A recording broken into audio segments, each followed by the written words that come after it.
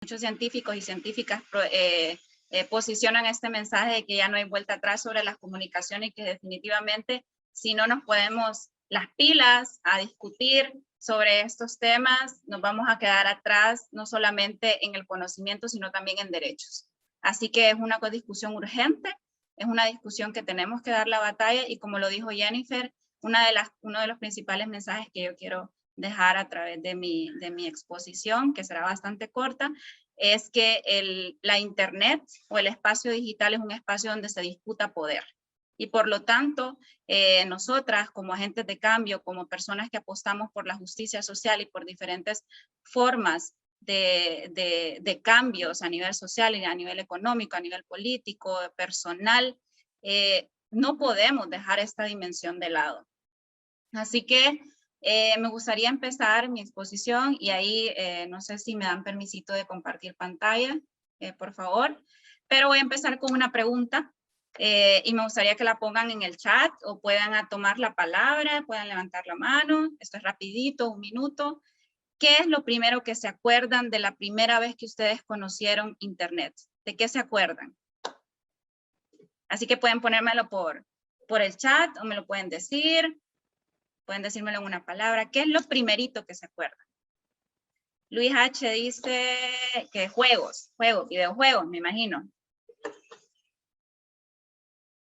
Hi-Fi. ¿Quién tuvo Hi-Fi? Yo tuve Hi-Fi. Levanten la mano. ¿Quién tuvo Hi-Fi? Me abrí un Facebook y mandaba solicitudes a diestra y siniestra. Said dice que habría solicitado un Facebook. Ni sabíamos para qué se utilizaba Facebook, pero todos eran amigos. Se cortaba el teléfono. ¿Se acuerdan que se conectaba y hacía... Y era como todo un trámite para conectar? Internet Explorer, buscando juegos de Hannah Montana, páginas de juegos y YouTube, los toques, Messenger. Okay. Todavía existen los toques. Bibi, no sé qué Bibi, Marlon. Buscando información, videos de hola, soy Germán, anime, yo buscando fotos de Lady Gaga y ver si tenía pene. Para muchas y muchos, y no me lo van a negar, su llegada al internet fue buscando pornografía. Y eso no tengan pena, porque es normal, ¿verdad? La gente busca información. Cuando iba al ciber y pasaba pendiente cuando terminaba la hora, 20 pesos costaba la hora cuando iba al ciber, a hacer tareas. 15 lempiras valía. ¿Cuánto? 15 lempiras valía. 15 lempiras valía, ¿verdad? Y uno tenía que apurarse a hacer la tarea. Buscando porno también, decían, para hacer tareas, otros hacían tareas, descargaban música, no existía esto de Spotify, ¿verdad? Ni Apple Music, ni nada de esas. Mandándole solicitudes a los famosos, esperando que a uno le contestaran, ¿verdad? Perfecto. Muchísimas gracias por sus respuestas. Y justamente, todas las personas que estamos aquí tuvimos inicios diferentes, ¿verdad?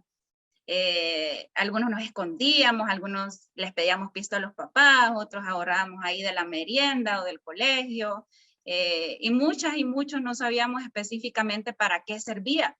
O sea, sabíamos que había una computadora, sabíamos que habían cosas ahí que nos daban curiosidad y sabíamos que era algo que nos llamaba la atención, pero no necesariamente sabíamos cómo usarlo, no sabíamos cómo sacarle provecho. Y es que la mayoría de quienes estamos aquí llegamos a la internet sin la información necesaria. O sea, llegamos, como dicen en buen castellano, a matacaballo. Así nos llegó la tecnología de golpe y nunca nos enseñaron totalmente para qué servía esto. Para muchos nos enseñaron, bueno, que la computadora tenía esta parte y tenía esta otra, pero lo que había dentro de ahí, que cómo utilizarlo, cómo sacarle el máximo provecho era más o menos desconocido. Y ahora, en estos días, pareciera que la internet siempre ha estado ahí. Y la verdad es que no. La internet es más o menos nueva. De hecho, si no fue hasta 2016 que las Naciones Unidas declaró internet como un derecho humano. Y eso significó un avance tremendo para las comunicaciones, porque si nos pensamos bien, ¿por qué la internet debería ser un derecho humano? Es porque faculta que tengamos acceso a diferentes recursos, entre ellos la información, la participación ciudadana, que son fundamentales para la realización de otros derechos. Derechos que, pues antes de que existiera internet, los manifestábamos de otra forma, ¿verdad? No hacíamos protestas solo en las calles o hacíamos paros en las fábricas, pero es que ahora podemos hacer todo eso a través de las comunicaciones que realizamos por medios digitales. Entonces, aunque la internet pareciera que siempre estuvo ahí, no ha estado ahí, pero los avances que ha tenido y la interacción que ha desarrollado con todo nuestro entorno, nuestro ambiente, ha crecido exponencialmente, digamos, en los últimos 50 años. Entonces, una segunda pregunta que les tengo que hacer, igual, vamos a seguir la misma lógica, me la pueden poner por el chat o me pueden tomar la palabra, es ¿cómo se ven las mujeres en internet? Así que espero sus respuestas. ¿Cómo se ven las mujeres en internet? ¿Cómo las vemos? ¿O cómo nos vemos? Las que somos mujeres.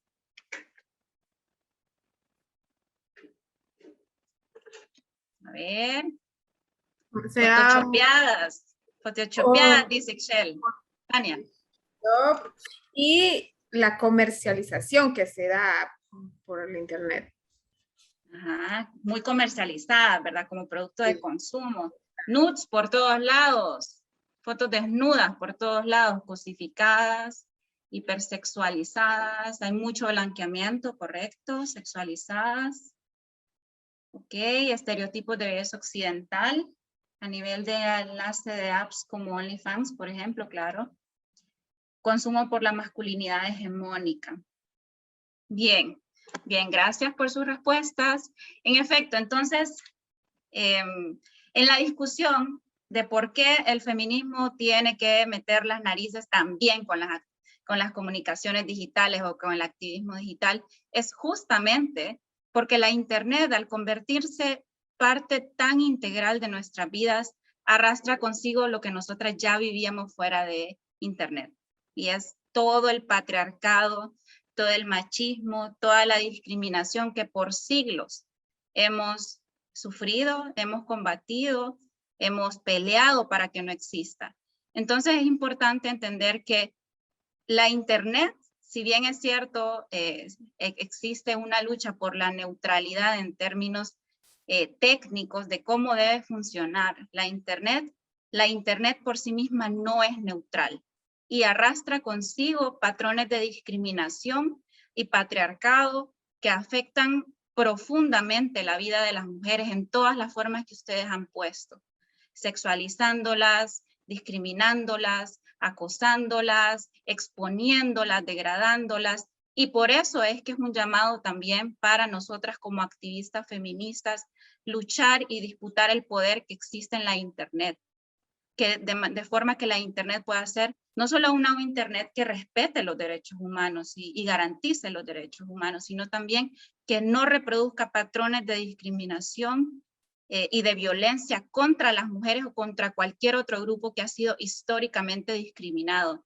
Llámese personas viviendo con discapacidad, llámese personas migrantes, llámese personas de la comunidad LGTBIQ+, llámese personas afrodescendientes, personas de los pueblos originarios y todos estos grupos, ¿verdad? Entonces, en ese sentido, socialmente hablando, la internet no es neutral y tiene la capacidad tanto de amplificar mensajes que puedan favorecer los derechos y la dignidad de las personas, pero también tiene la capacidad, dependiendo cómo se use, de reproducir toda esta violencia que ya experimentábamos históricamente.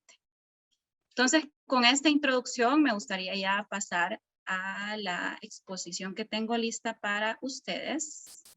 Denme un segundo. ¿Te puedes compartir, verdad? Sí, ya puedo. Aquí estás. Bien, si tienen preguntas o me las pueden ir poniendo en el chat, yo voy a tratar de atenderlas o en medio de mi presentación o en el final segmento de preguntas. Bueno, ya no les voy a platicar más sobre el Centro de Derechos de Mujeres. Ya les dijo Jennifer que yo ahí trabajo, pero les dejo esta información por aquí. Este documento yo se lo voy a pasar a las y los compas del programa para que se los puedan pasar a ustedes. Tampoco de mí, pero ya les dijo Jennifer qué hago, qué no hago, qué podría hacer. Y ya hicimos este primer ejercicio, así que vamos bien. Bien, entonces, Cuando hablamos de ciberfeminismo, hablamos del encuentro o ciberfeminismo, activismo, activismo ciberfeminista, hablamos de 3 términos que se encuentran en una misma definición. El ciber, que se refiere a todo lo que tiene que ver con el espacio digital, o la tecnología, o el ciberespacio. Es decir, aquello que concibimos dentro de la Internet o a través del uso de la Internet. El feminismo como una apuesta política que cuestiona la desigualdad en el acceso al poder entre géneros, y el activismo, que tiene que ver con una actividad sostenida en la defensa o promoción de una causa. Entonces, si juntamos todo esto, podríamos decir ciberactivismo o ciberfeminismo activista. Entonces, es las actividades que realizamos las mujeres activistas feministas a través de la tecnología o usando la tecnología para despatriarcalizarla. Es decir, para cuestionar las relaciones de poder desiguales que existen en el uso de la tecnología. Hay otras formas de llamarle, hay gente que también le llama hackfeminismo, porque hablamos de hackear las relaciones de poder, trastocar las relaciones de poder. Hay otra gente que habla de transhackfeminismo, que va más allá, incluso no solo es hackearla, es transgredir las relaciones o el status quo que tienen las relaciones de poder dentro de las comunicaciones digitales. Entonces hay 2 ideas clave para también profundizar un poco sobre el ciberactivismo feminista, y es que las feministas en general cuestionamos el poder, cuestionamos las estructuras de opresión, y considerando que la Internet es política como cualquier otro espacio, la Internet no se nos escapa tampoco. Las dinámicas de poder siempre se gestan en medio del conflicto, y el conflicto es a la vez la oportunidad de insertar cambios, provocar cambios. No nos insertamos a la Internet para únicamente poner nuestros mensajes.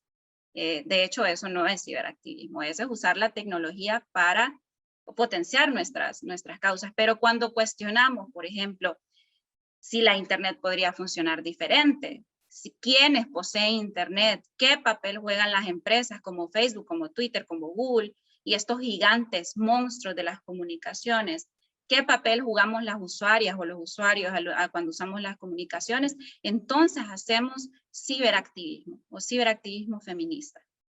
Cuando cuestionamos cómo funciona Internet y cómo funcionan las relaciones dentro de la Internet y extensivamente fuera de Internet.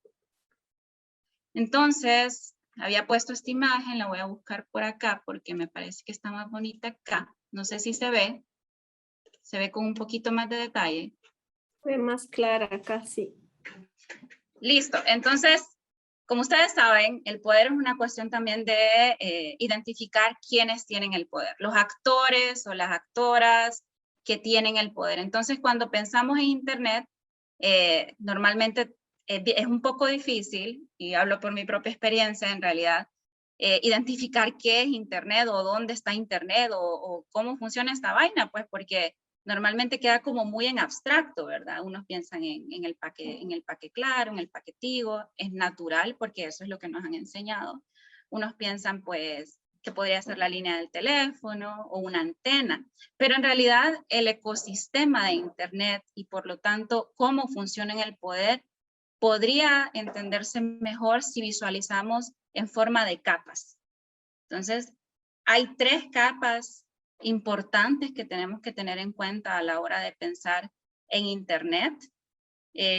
La primera es la capa de la infraestructura, que es la capa más profunda, o la que ven en verde, la que está más abajito, que es lo que se puede tocar, aquella cosa concretamente que nos permite que existan estas comunicaciones. Por ejemplo, hay unos cables interoceánicos enormes, grandísimos, que cruzan de continente a continente, que permiten que por ahí traspasen los datos y se mueva la información.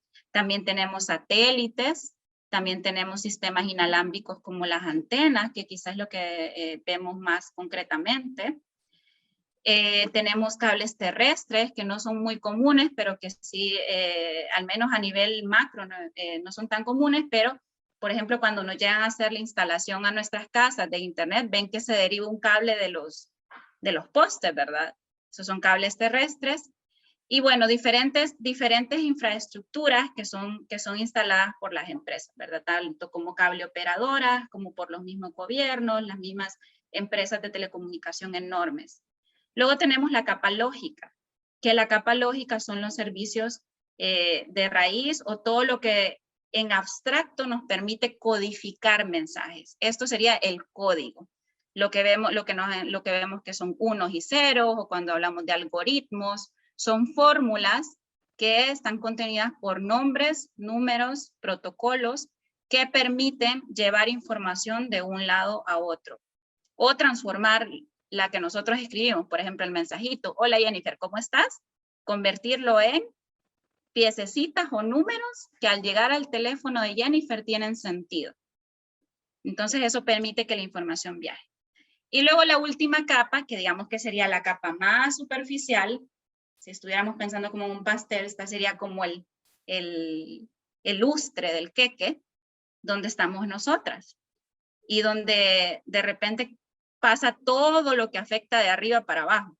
Entonces, ¿qué es la capa social y la capa económica? Donde hay leyes, políticas, normas que regulan cómo funciona todo lo demás. Donde está la industria y el comercio. Donde estamos nosotras exigiendo derechos civiles, derechos cívicos y humanos, tales como la privacidad, la protección de datos, el derecho a la libertad de expresión. Están las redes sociales también, están las noticias, la información, que ya estábamos hablando un poco de que hay ciertos problemas de repente con la desinformación y lo que conocemos como fake news. Los móviles, la seguridad, la misma comunidad de usuarios, la educación, el entretenimiento y todo un montón de grupos o sectores que conjuntamente o colectivamente van dando forma a la Internet. ¿Por qué es importante esto cuando pensamos en campañas de comunicación e incidencia? Porque cuando nos pensamos en cuestionar cómo funciona la Internet o poner en Internet un mensaje, debemos pensar que ese mensaje o esa campaña dependerá de la estructura que tenemos alcance como país, de los algoritmos por los cuales pase esa información, y de toda la comunidad que recibe esa información, que es la tercera capa.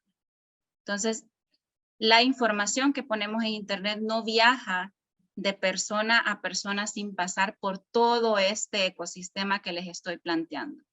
Y cuando se trata de cuestionar el poder en Internet, también hablamos de algo que se llama gobernanza digital. Y por ahí algunos se acordarán que en 2020, en plena pandemia, el gobierno lanzó algo que se llama gobierno digital. Y el gobierno digital es justamente eso, cómo el poder se va regulando a través de todas estas tres capas que les estoy planteando. Cómo el Estado regula que los cables interoceánicos garanticen la llegada a Internet. Cómo regula los algoritmos, si es que puede regularlos. Cómo regula los derechos humanos y cívicos en el ciberespacio. Entonces, cuando hablamos de incidencia específicamente para Internet o a través de Internet, tenemos que tomar en cuenta que Internet tiene varias capas y que en cada capa hay poder y que en cada capa hay una forma en la que se va a comportar nuestro mensaje dependiendo de dónde estemos y con quiénes trabajemos. Entonces, voy a continuar. Bien, y un punto importante que me gustaría recalcar por acá también es que la Internet también puede ser un lugar inseguro y un lugar discriminatorio. Y hay muchas formas en las que como activistas, como agentes de cambio, debemos estar alerta de la inseguridad y la discriminación que puede suscitarse, porque un mensaje o un patrón de discriminación en una red social no se queda ahí. Hay algo que decimos desde el ciberfeminismo, y es que los efectos de la violencia que ocurren en Internet pueden trasladarse perfectamente a la vida real. Una amenaza o un discurso de odio puede tener tremendas consecuencias en la vida real. Y por ejemplo, hace poco, lamentablemente, no sé si algunos de ustedes habrán visto la noticia, sale una noticia de una chica de Choluteca que se suicidó porque le divulgaron fotos desnudas. Algo que en violencia basada en género se conoce como difusión de contenido íntimo sin consentimiento. Específicamente era del municipio de San Marcos de Colón, que es la parte más alta de toda la región sur de Honduras. Gracias Marvin. Sí, es lamentable, pero como ella hay muchísimos casos en el mundo y personas LGTB, por ejemplo, que se hacen daño a sí mismas porque fueron un término que se llama funadas, que es como burlada o castigada públicamente, socialmente, moralmente en la internet por existir de cierta forma. Por ahí es que es importante también cuestionar cómo está funcionando Internet, cómo Internet permite que estas cosas sucedan sin ninguna consecuencia. Entonces, ¿cómo puede ser un espacio, un lugar inseguro o discriminatorio? Pues hay muchas formas y las 12 que les pongo aquí no son las únicas. De repente hay muchísimas más, pero hay algunas, ¿verdad? Por ejemplo, los riesgos para la privacidad y la intimidad de las mujeres y en general de la gente, pero con mayor intensidad para las mujeres. La tecnofobia, que ya se los mencioné anteriormente. Algoritmos que regulan narrativas hegemónicas, es decir, todos estos códigos que permiten que las narrativas más populares, aunque necesariamente no sean las más beneficiosas o las más justas o las más respetuosas de los derechos humanos, puedan ser las dominantes. Brechas de género entre producción de género, software y hardware. Tecnología hecha desde el patriarcado, la tecnología que hace que hombres blancos, privilegiados, se apropien de los cuerpos de nosotras, las mujeres de repente en situación de pobreza o las más empobrecidas y vulnerables. El reconocimiento facial, que hay una súper discusión sobre esto, cómo el reconocimiento facial facilita la discriminación, principalmente de personas no blancas, es decir, personas latinas, personas asiáticas, personas negras. Todo lo que no es hegemónico y el reconocimiento facial tiene la capacidad de dejarlo fuera o incluso de permitir patrones de persecución, por ejemplo, como fue en el caso, hay un caso muy interesante donde se compara cómo el reconocimiento facial sí funcionó para el Black Lives Matter en Estados Unidos, pero funcionó perfectamente para capturar disidentes, pero cómo no funcionó cuando de parte del grupo que se tomó la Casa Blanca, que eran blancos, fascistas, no reconoció a nadie convenientemente, ¿verdad? Sistemas de búsqueda que hipersexualizan a las personas, invisibilización de otras identidades, como las que mencioné al principio, aplicaciones que promueven estereotipos de belleza occidental, alguien lo puso en el chat, que es el whitening, que promociona que las personas blancas son las más bellas, o te hacen todos estos filtros que te ponen blanca y te ponen con los ojos azules, como si fuese una más deseable, o las niñas deberían de ser así, o las mujeres deberíamos de ser así. Censura de corporalidades alternativas, como irónicamente la moral de Instagram es, ok, el pezón masculino sí es permitido, pero el pezón femenino no lo es, como si no fuera parte de la anatomía igual. Y bueno, hay otras formas de discriminación, incluso discriminación basada en bases de datos con sesgo, como la de los créditos, que saben dónde vivimos y cómo vivimos, y depende de eso si nos dan crédito o no. Nuestro historial crediticio, que también es bastante visible para diferentes bancos que tienen carteras de datos compartidas y nadie regula esto. ¿No les ha pasado que de repente tienen una cuenta con un banco y les terminan llamando 9 bancos más para ofrecerles los mismos servicios sin que ustedes les hayan dado los datos? Entonces, también cuando hablamos de ciberfeminismo, es una reflexión profunda sobre un mundo tecnológico que, como les había mencionado, es machista y es absolutamente permeable por la lógica patriarcal. Internet no puede pensarse más como un medio, como no, sí, Internet solo lo uso para ver el Facebook, para mandarle el mensaje a mi mami. Es un espacio político que nos pasa por el cuerpo. Todo el mundo anda con su celular todo el tiempo, incluso van al baño con el celular, y no me van a decir que no. Van al baño con el celular. Entonces, Google, por ejemplo, saben ustedes que qué parientes visitaron, a qué calle fueron, a qué horas van al baño, a qué horas comen, qué les gusta comer. Entonces no puede verse más como un medio. Internet está presente en todo momento de nuestras vidas. Entonces, si está presente en nuestras vidas en todas las dimensiones posibles, es un espacio político que debe ocuparse, que debe tomarse, que debe disputarse.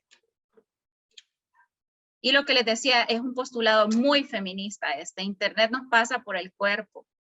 Lo que antes considerábamos una dimensión separada entre lo virtual y lo físico es ahora un continuo. Sus causas y consecuencias son vivenciales y repercuten en nuestro bienestar, los cuidados y la reproducción de la vida.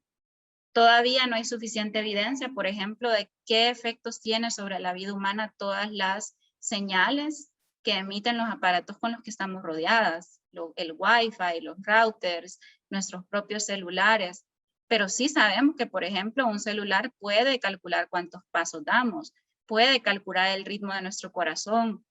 Entonces, y hay discusiones mucho más profundas que tienen que ver con inversiones que está haciendo Google y que está haciendo Facebook para estudiar cómo a través de estas aplicaciones se puede influenciar nuestra actividad neuronal. Y esto es la ciencia de neurodatos, que son otras discusiones, pero que pareciera que están allá en el futuro y no, están aquí, están aquí. Estamos hablando de la disputa del cuerpo frente a la tecnología. ¿Cómo mantenemos la autonomía de nuestros cuerpos frente a una tecnología que pareciera aplastante en todo momento? Y bueno, también la tecnología puede reproducir patrones de colonialismo. Y esta es otra discusión muy importante que para quizá quienes tienen más presente las identidades indígenas, originarias, de las cuales nos han despojado, suene bastante familiar, ¿verdad? Hay un estudio, que por aquí les dejo el mapa, que es de una... no me acuerdo, es de un centro de estudios de Internet en Estados Unidos que hizo una comparación entre cómo funcionaban actualmente los cables, los supercables enormes, grandísimos, que conectan Internet y cómo justamente tienen una similitud con rutas de comercio y de colonialismo que fueron utilizadas en el pasado. Entonces, es importante retomar que tanto la Internet o toda la forma en la que funciona Internet también reproduce patrones de colonialismo en donde claramente el sur global vamos en desventaja.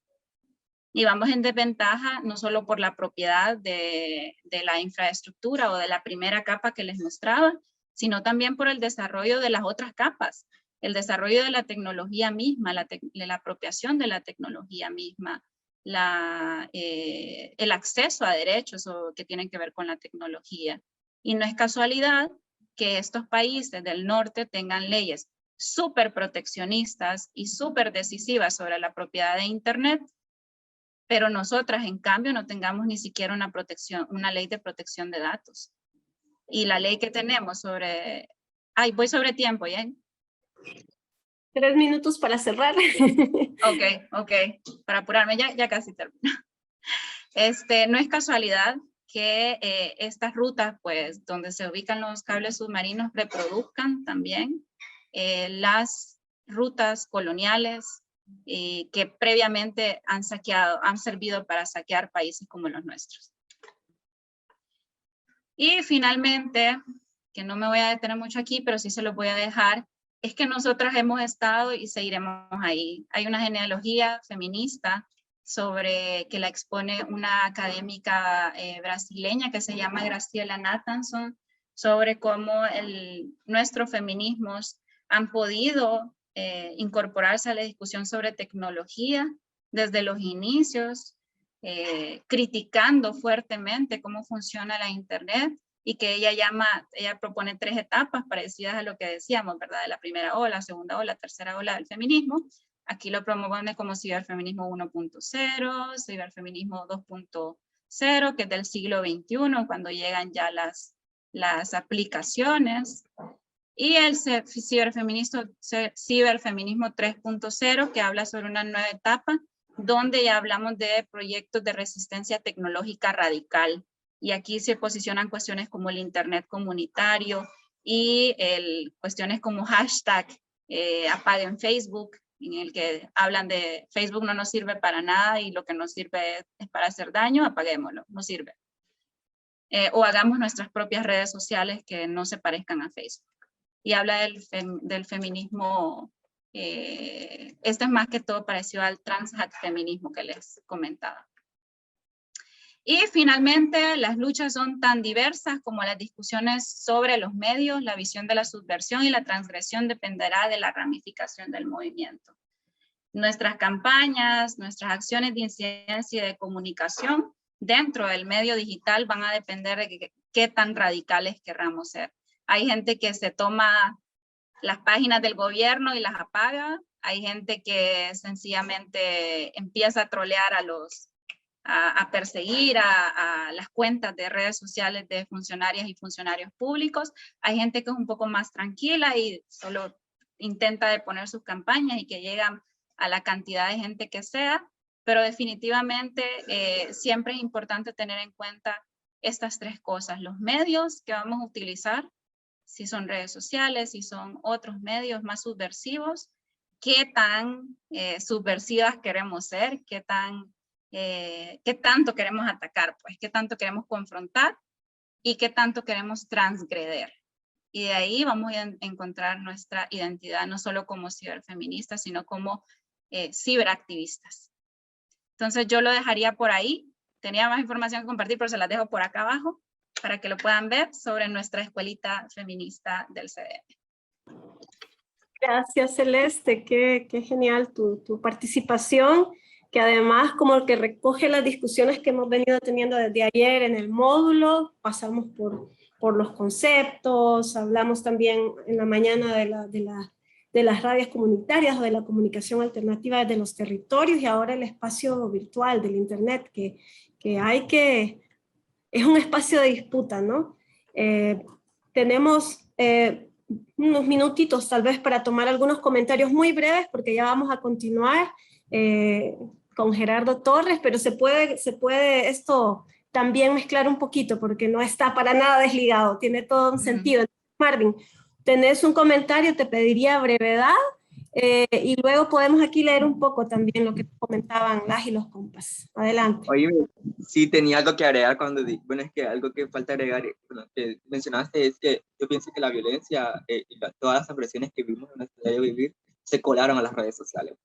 Se colaron sin duda alguna en las redes sociales, lo cual me parece lamentable, y lo he vivido justamente por ser una persona no binaria, y lo vimos hace poco, ¿verdad? Como un compañero de México fue agredido lastimosamente por todas las redes sociales, por todas las personas, y solamente porque exigió que se le respetara su pronombre, ¿verdad? Lo cual sinceramente me pareció lamentable. Y luego todas las redes sociales fue como un boom en Instagram, Facebook, Twitter, burlándose de ella, lo cual sinceramente me molestó demasiado, y las personas lo hacen desde el desconocimiento. Entonces eso es lo que falta recalcar, de que existe violencia en redes sociales por parte de la población, o sea, por parte del desconocimiento, sinceramente, y lo cual no podemos seguir repitiendo esos patrones de conductas violentas en redes sociales.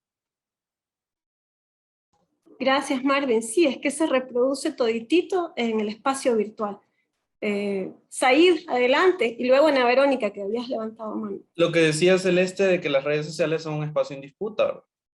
Y que debemos tomarlas nosotros y nosotras, los y la gente de cambio, ¿verdad? Porque si no lo hacemos nosotros, lo van a hacer otras personas, como por ejemplo ahorita con la campaña de odio que están haciendo contra Xiomara, los grupos fundamentalistas y conservadores en redes sociales, en Twitter, están aprovechando estos espacios para infundir odio y para querer manipular los procesos electorales. Entonces, si no los usamos nosotros, si no aprendemos a utilizarlos como agentes de cambio, lo van a utilizar otras personas para dañar y meter sus ideas fundamentalistas y conservadoras. Gracias, Said, totalmente. Ana. Justamente en eso iba mi comentario, en esa línea de tomar las redes. Hay ejemplos bastante buenos, por ejemplo, lo que está pasando en Texas, que los TikTokers, como se prohibió el aborto, están promoviendo que se saturen esas páginas web de los pro vida, ¿verdad? Donde hay que denunciar a las personas que abortan, porque la ley de Texas prohíbe, además de que abortes, de que las personas que te ayuden también van a la cárcel. Entonces es bien peligrosa.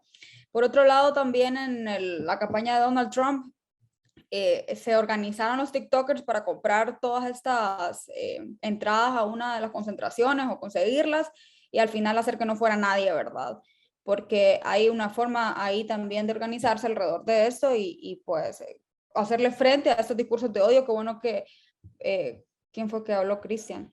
Mencionó esto de lo que lo que están haciendo con Xiomara, ¿verdad? Para que nosotros también como agentes de cambio pues trabajemos, ¿verdad? En conjunto para tomar esas redes y ver esas campañas que han existido que son de éxito. Tenemos a Stephanie y a Carlos con mano arriba para sus comentarios breves. Ixchel se sumó. Con ustedes cerramos comentarios y después le pasamos la palabra a Celeste. Stephanie, Carlos e Ixchel. Sí, totalmente, ¿verdad? Con lo que nos decía Celeste, creo que el Internet con las distintas redes sociales, quienes más venimos a sufrir somos las mujeres y la comunidad LGTBIQ, ¿verdad? Porque, por ejemplo, ahorita hay una súper campaña política violenta en torno a lo que ya decía Marvin de la compañera Xiomara por lo del aborto, pero también me he fijado, por ejemplo, en otras compañeras, que siempre a las mujeres se nos relaciona con favores sexuales, ¿verdad? Que si una mujer está en un cargo, que si llegó a un cargo, pues siempre se relaciona como que o está detrás de o le debe un favor sexual a alguien y que por eso está ahí. También pasa con esto del blanqueamiento y lo vimos como en la campaña pasada, de que la gente no se limita como, digamos, a criticar a la gente del Partido Nacional o a las mujeres del Partido Nacional, justamente como por toda esta secuencia de delitos que ellos hacen, sino que a las mujeres vienen y las atacan por su físico, y pasó como con Lorelei, creo que fue que se llama esta señora, y entonces que hubo como el blanqueamiento que le llamamos en su foto, ¿verdad? Que utilizó un montón de Photoshop y empezaron a hacer memes súper violentos acerca de ella o la comunidad también, porque, por ejemplo, yo he visto a personas en Twitter más que todo como atacando y hacen como, según ellos es un challenge todos los viernes y dice viernes de transexuales, como si la gente de la comunidad fuera algo con lo que se puede hacer bromas para atacar a alguien. Entonces vemos que sí es necesario tomarnos estos espacios. Creo que a veces nosotros decimos como por salud mental no hay que pelear con estas personas, pero es que si nosotros y nosotras y nosotros dejamos que las demás personas se apoderen de estos espacios, sus discursos de odio se siguen alimentando y empiezan a llamarnos generación de cristal y que todo nos molesta. Pero es que si nosotros no nos encargamos de hacer esas cosas, entonces pasa lo que es la desinformación y el ataque, ¿verdad? Hacia las demás personas. Y bueno, por ahí dejaría mi comentario. Gracias, Stephanie. Carlos, Ixchel, rapidito para devolverle la palabra a Celeste, que ya está entrando nuestro siguiente expositor. Gracias por los comentarios. En lo que ha explicado Espinosa, pues muy acertado todo lo que ha mencionado y todas las luchas que deben hacer.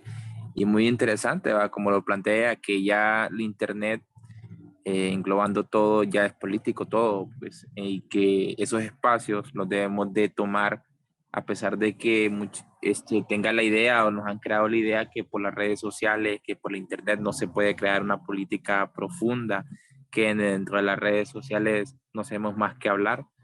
Y a veces puede ser cierto, ¿va? Pero son medios de comunicación masivos que controlan grandes poblaciones y que sirven para difundir información. Y como hablábamos al inicio, como la información la toman muchas personas y la creen cierta, entonces una información errónea provoca un caos en las sociedades, pues, en las juventudes, en las generaciones. Y yo creo que, como ella explicaba también, todos los esquemas de las élites y de blanqueamiento y todo esto, claramente creo que es evidente que cómo se da que entramos, incluso uno, digamos, a veces yo me paso buscando cosas en Amazon que no puedo comprar, ¿va? Pero quiero ver y de repente estoy en otra página y me salen promociones de lo que yo andaba buscando. Entonces ahí podemos ver que todo está íntimamente relacionado. Ahora, entonces creo que estos espacios sí debemos de arrebatarlos, controlarlos y bueno, desde mi espacio y de lo que yo estudio, la vez pasada estuvimos hablando con unos abogados que aquí, incluso para firmar cosas o aceptar cosas en redes sociales, en aplicaciones, aquí solo le dan aceptar y que lo correcto sería dar que uno pueda firmar, pero no hay ningún espacio digital que uno puede digitar su firma. Tampoco hay una ley general que controle el Internet aquí en relación a que como que puede ser bueno, que no. Igual como decía también la compañera de la llamada, yo a veces estoy cansado que claro me llame, yo les digo que dejen de llamarme y que otras redes también me llaman y lo mismo. Entonces nuestra información aquí en Honduras, es el caso, anda divagando por ahí, no tenemos alguien que la controle o algo que tenga un estándar, no nos respetan la Gracias, información, Carlos. entonces, bueno, Sorry, solo eso. tenemos ya el siguiente expositor aquí y nunca nos da tiempo suficiente. Ixchel, te pediría un comentario breve para despedir a Celeste y seguimos. Quizás, Disculpen ustedes. comentarle y tal vez yo voy a buscar y les voy a compartir luego, pero el caso de Chile en el estallido en 2019, al final la tecnología, las redes y el cómo las usaron y cómo se infiltraron también en las propuestas de denuncias que el gobierno estaba haciendo para que denunciaran, para que sapearan pues a quienes estaban en las tomas, etcétera, fue un factor súper importante para lograr una constituyente. Entonces hay estudios de eso y gracias a esa tecnología y a ese uso social que le dieron, se pudo recabar mucha información que ha ayudado en el tema de derechos humanos. Pues. Entonces eso, voy a buscar información. Compartir, excelente punto, justamente para tomárnoslas, ¿no? Y hackear la cosa. Bueno, Celeste, has visto ahí un gran interés en este tema, te agradecemos muchísimo la exposición y tal vez un par de palabras para despedirte y seguir profundizando este tema, a lo mejor en un espacio ya específico para ello. Adelante, Celeste.